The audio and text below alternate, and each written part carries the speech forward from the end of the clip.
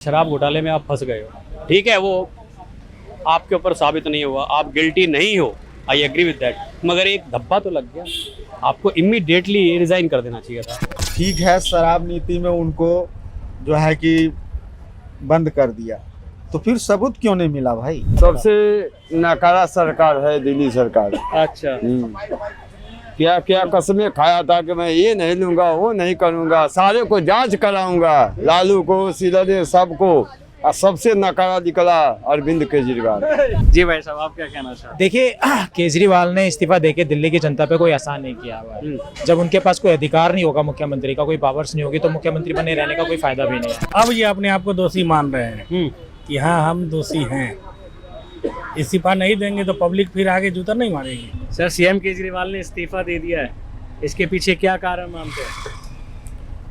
Sir, इसमें क्या बता सकते हैं कि जैसे कि उनको कोई चीज़ का सरकारी जो कागज़ है उस पर किसी की जब उसकी साइन नहीं चलेगी तो सरकार बने रहने से कोई फायदा तो है नहीं सर।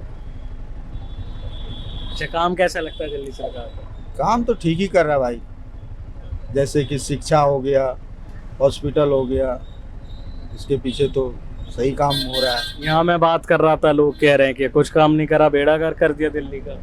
बेड़ा क्या करेगा? आप देखिए, एक ही बार में सोचेगा कि आसमान में चढ़ जाए तो वैसे नहीं हो सकता है ना। एक हम सही रहने से क्या होगा? सारे ऑटो वाले थोड़े सही है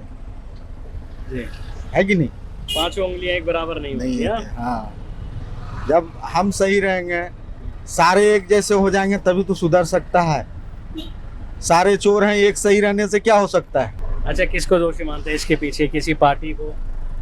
भाई पार्टी तो जैसे कोई साजिश ही होगा, कोई फंसाने के चक्कर में। ऐसे तो हो ही नहीं सकता कि अगर ठीक है शराब नीति में उनको जो है कि बंद कर दिया, तो फिर सबूत क्यों नहीं मिला भाई? अच्छा, आखिर वो छूटा कि नहीं छूटा? अगर उस आरोप में वो गए होते अंदर तो छूटते नहीं, फिर छूटे फिर कैसे? क्यों नहीं सबूत दिया ईडी ने, सीबीआई ने क्यों नहीं दिया भाई? सर, दिल्ली को नई मुख्यमंत्री मिल गई है और सीएम केजरीवाल इस्तीफा देंगे। अच्छा, इस्तीफे के पीछे नई मुख्यमंत्री को आतिशी जी वेरी गुड। सबसे बड़ी बात यह है कि आतिशी जी को, जहाँ की वो विधायक हैं, उनका जाके आप एरिया देख के आइए। कालका जी? हाँ, कालका जी का देख के आइए। वहाँ पे पीने का पानी तक नहीं है मौसर किसी को, और वो ऐसी मंत्री हैं कि भाषण ज़्यादा और काम कम, बात ज़्यादा काम कम, भाषण ज़्यादा काम कम। आतिशी जी के बारे में जितना शायद हम जानते हैं, शायद दिल्ली में कोई नहीं जानता होगा। वो यूनिवर्सिटी में उन्होंने कर रखी है, यूनिवर्सिटी ग्रेजुएशन कर रखी है। बाकी अदरवाइज उनका पूरा नाम है आतिशी मरलोना। और दिल्ली की जनता के साथ जो उनका गहरा ताल्लुकात वो बताती हैं, इतना गहरा ताल्लुकात नहीं है। ये सिर्फ अन्ना हजारे जी की उपज है।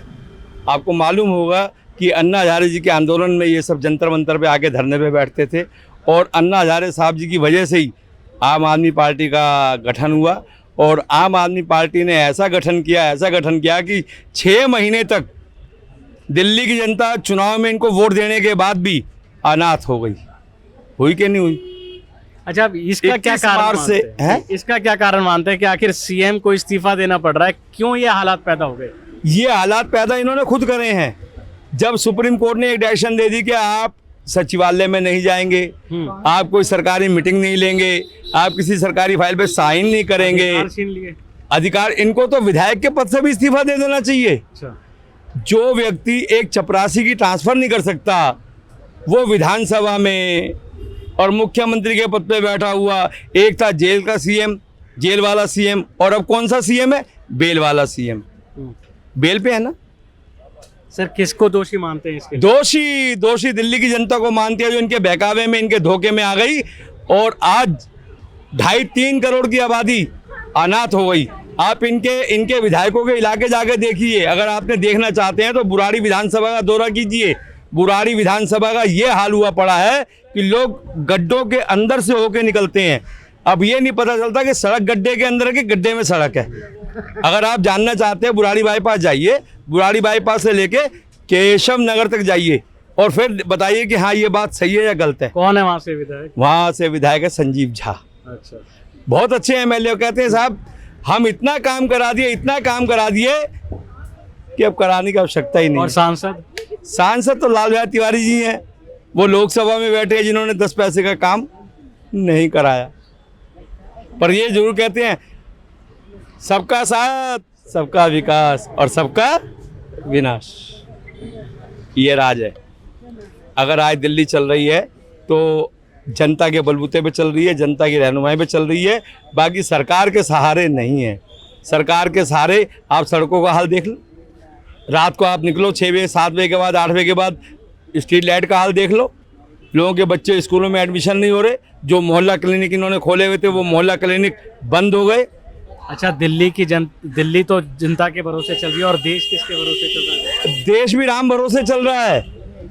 ये कहते हैं हम राम को लाए थे, हाँ। क्या कहते, हम राम को लाए हैं पर राम जी इनको लेके नहीं आए। 400 कहते थे, अब की बार 400 पार, अब की बार 400 पार कह रहे थे ना, पर 240 पे अटक। सरकार तो बन गई। सरकार कैसे बनी है आपको ही मालूम है। इधर नायडू इधर नीतीश गए तो नायडू जी हिल जाएंगे, नायडू जी गए तो नीतीश जी हिल जाएंगे। तो पीएम तो फिर भी वही। अरे भाई मेरे, पीएम की बात मत करो, देश के विकास की बात करो। सबका साथ, देश का विकास जनता कर रही है। जनता अपने जो जीएसटी भर रही है, आप जेनरिक दवाई लेने भी जाते हैं तो उस पे भी जीएसटी दे के आते हैं गवर्नमेंट को। पीएम मोदी का नारा है सबका साथ सबका विकास। अरे ये नारा ही रह गया, नारा ही नारा है और कुछ नहीं है, नारा ही नारा रह गया, ये नारा ही रह गया भाई। जो कहते हैं ना कि अच्छे दिन आएंगे, अच्छे दिन आएंगे, किसके अच्छे दिन आए आप बताइए ना मुझे। आप जो LIC भरने जाते हैं उस पे भी जीएसटी दे के आते हैं। अच्छा, तो ना आप चाहिए ना बीजेपी चाहिए, फिर क्या चाहिए? कांग्रेस। जिस आदमी ने 70 साल मेहनत की, जिस कांग्रेस ने, जिन्होंने इतने बड़े मतलब विकास किया था, आज उसी विकास को ये संभाल लें, उसी काम को ये कर लें, उसी काम को दोबारा रिनोवेशन कर लें, तो शायद हमारी दिल्ली क्या पूरा हिंदुस्तान सुधर जाएगा। क्या कहते हैं, दिल्ली के सीएम को, अरविंद केजरीवाल को क्यों इस्तीफा देना सबसे नकारा सरकार है दिल्ली सरकार। पड़ा? अच्छा, क्या क्या कसमें खाया था कि मैं ये नहीं लूंगा, वो नहीं करूंगा, सारे को जांच कराऊंगा, लालू को, सीधे सबको, और सबसे नकारा निकला अरविंद केजरीवाल। ये 7 जन्म में बनने वाला नहीं है सीएम दिल्ली केजरीवाल। ये तो सीएम है, अब नहीं बनेंगे। जी भाई साहब, आप क्या कहना चाहते हैं? देखिए, केजरीवाल ने इस्तीफा देके दिल्ली की जनता पे कोई एहसान नहीं किया हुआ है। जब उनके पास कोई अधिकार नहीं होगा, मुख्यमंत्री का कोई पावर्स नहीं होगी, तो मुख्यमंत्री बने रहने का कोई फायदा भी नहीं है। जब इनके पास पावर किसने छीनी? हाँ, किसी भी तरह का कोई सिलेक्शन कुछ नहीं कर सकते, कोई साइन नहीं कर सकते, कोई फैसला नहीं ले सकते, किसी प्रकार कोई अधिकार नहीं रह गया। जब अधिकार थे तो जेल के अंदर से भी मुख्यमंत्री पद का ये मजा ले रहे थे, बाहर आने के बाद जब कोई अधिकार नहीं रह गया, कहने का मतलब है सुप्रीम कोर्ट ने इनकी शरीर को तो रिहा कर दिया, लेकिन इनकी आत्मा को वापस जेल के अंदर कैद कर लिया। पावर्स इनके पास रही नहीं, तो अब मुख्यमंत्री पद से इस्तीफा देकर ही कोई दिल्ली की जनता पे एहसान नहीं कर रहे हैं। और आने वाले समय में आप देखोगे कि हरियाणा में अगर इन्होंने इलेक्शन में बहुमत पा लिया तो ये आने वाले समय में हरियाणा के मुख्यमंत्री का पद हासिल करते हुए नजर आएंगे। ये इनका लालच है, ये इनकी राजनीति है, ये एक कूटनीति भरी हुई इनकी चाल है जो आने वाले समय में जनता देखेगी। सर, और इसके पीछे क्या कहना चाहेंगे? जो आरोप लगा है उन पे, जो बीजेपी ने कई आरोप लगाए, बीजेपी के नेता कई आरोप लगाते थे, लेकिन साबित तो अभी वो ये कहते हैं साबित कुछ हुआ ही नहीं। देखिए, बीजेपी ने आरोप क्या लगाया या जनता के आरोप लगाए उसको छोड़िए। देखिए सुप्रीम कोर्ट में क्या चल रहा है। सुप्रीम कोर्ट में आज भी इनके ऊपर ट्रायल चल रहा है। जैसे लालू यादव जी के ऊपर भी ट्रायल चल रहा था, बाद में उनको 14 साल की सजा हुई थी, इनके ऊपर भी ट्रायल चल रहा है, सुनवाई चल रही है और चलती रहेगी। ये सिर्फ रिहाई पे बाहर आ रखे हैं। और आप कार्यकर्ता सारे इन आरोपों को नकारते हैं, सब वो बेबुनियाद बताते हैं। देखिए जी, इन्हों को सशस्त्र रिहाई मिली हुई है, जमानत मिली हुई है। ये सशस्त्र जमानत जो होती है बलात्कारियों को भी मिल जाती है, आतंकवादियों को मिल जाती है, हर गुंडे माफिया को मिल जाती है। अगर इनको मिल गई तो बहुत बड़ी बात नहीं है। अब आने वाले समय में ट्रायल बताएगा और आने वाले समय में इनको सजा भी होगी। जैसे लालू यादव को 14 साल की सजा हुई, ये भी सजा भुगतेंगे। और सुप्रीम कोर्ट में आने वाले समय में देखते रहिए किसके आरोप सही होते हैं और किसके गलत होते हैं। लेकिन जो आपके कार्यकर्ता हैं, जो लोग हैं, दिल्ली की जनता, मैं भी पूछ कर आता हूँ, वो भी इन आरोपों को बेबुनियाद बताती हैं और बताती हैं कि काम बहुत अच्छा है।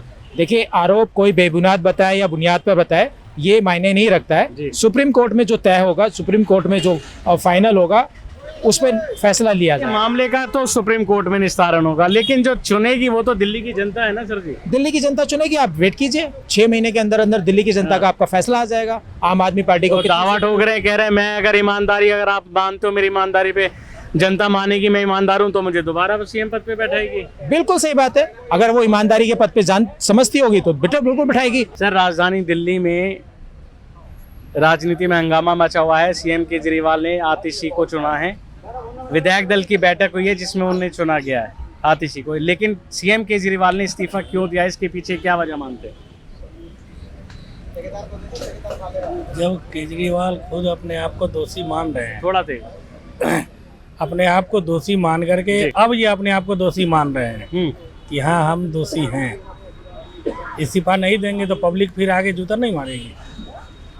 आगे फिर इलेक्शन है, आज क्या है 4 महीने के बाद दिल्ली का इलेक्शन है, उस डर के मारे ये दे रहे। दोषी नहीं माना उन्होंने कहा है कि अगर जनता मुझे ईमानदार मानती होगी तो मुझे दोबारा चुनेगी। माने हाँ, इनको लोभ है कि आगे हम बन सकते हैं। लोभ तो सभी को है, लोभ किसको नहीं है? लोभ तो उनको भी है जो अकेले लड़ने की बात कहते हैं और तमाम दल साथ रखते हैं। लोभ किसको नहीं है? सबको लोभ है। ये तो वो है जिसको मिटाने आए थे उसी में मिल गए। अच्छा, ये तो वो है जिसको मिटाने आए थे उसी में मिल गए जी। ये तो रोज नेताओं के बयान कांग्रेस होते हैं। के आज गाली दे रहे हैं, कल उनके साथ गले मिल रहे हैं। ये तो राजनीति का उसूल है। ये तो वो है जो बच्चे कसम खा करके भी सबसे बड़ा माना जाता है बच्चे को। बच्चे कसम, आदमी गीता से अलग भी बच्चा को माना जाता है कि गीता पर एक बार हाथ रख के आदमी झूठ भी बोल देता है, लेकिन बच्चे के सर पर हाथ रख के नहीं झूठ बोलता। अच्छा, आप इसे क्या मानते हैं कि उन्हें इस्तीफा क्यों देना पड़ा? इस बात ये पब्लिक के बीच में बने रहने के लिए। सर क्या शर्मिंदा हुए कि मेरे से ऐसा काम हुआ जिसकी वजह से इस्तीफा दिया। शर्मिंदा हुए अपने, मतलब हाँ, वो जेल जाने से शर्मिंदा हुए, जेल जाने से शर्मिंदा हुए, इसकी वजह से इस्तीफा दिया। और उनके पार्टी के ऐसे व्यक्ति ने पैसा लिया जिससे उम्मीद नहीं किया सकता है कि शराब मामले में पैसा लेगा, है ना। शिक्षा मंत्री है जो कि बच्चों को शिक्षा देते हैं। बात का खुलासा हो गया है? हाँ, खुलासा ये हो गया, तभी जेल गए थे। तो जेल क्यों जाते हैं? जेल जाने का कारण भी है। लेकिन वो कहते हैं आरोप सिद्ध नहीं हुए अभी। आरोप सिद्ध कैसे नहीं हुए? जब तक आरोप सिद्ध नहीं हो तो जेल कैसे चले गए आप? सर, दिल्ली के सीएम ने इस्तीफा देने की बात कही है, आखिर ये हालात क्यों आए? हालांकि नए सीएम का ऐलान हो गया है, आतिशी बनेंगी, लेकिन ये स्थिति क्यों आई सर दिल्ली में? ऐसा है जी, आदमी जरूरत से ज़्यादा महत्वाकांक्षी हो जाए, जैसे कि धृतराष्ट्र हो गए थे कि मेरा ही बेटा राजा बनना चाहिए, तो उसके अलावा उन्हें कुछ दिखाई नहीं देता था। तो केजरीवाल जी को अपने से ऊपर कोई नज़र ही नहीं आता। एक डिक्टेटरशिप उन्होंने चला रखी है अपनी पार्टी में भी, कि जो वो हुक्म करेंगे वही चलेगा और जो वो चाहेंगे वही होगा, उसके अलावा कुछ नहीं। तो प्रजातंत्र में ऐसा नहीं होता। तो कई फैसले उनके बहुत अच्छे भी रहे हैं, कुछ काम अच्छे भी रहे हैं, मैं आई अप्रिशिएट, मगर कुछ गलतियाँ भी उन्होंने की हैं। अब जब आपको पता है कि शराब घोटाले में आप फंस गए हो, ठीक है, वो आपके ऊपर साबित नहीं हुआ, आप गिल्टी नहीं हो, आई एग्री विद दैट, मगर एक धब्बा तो लग गया। आपको इमीडिएटली रिज़ाइन कर देना चाहिए था।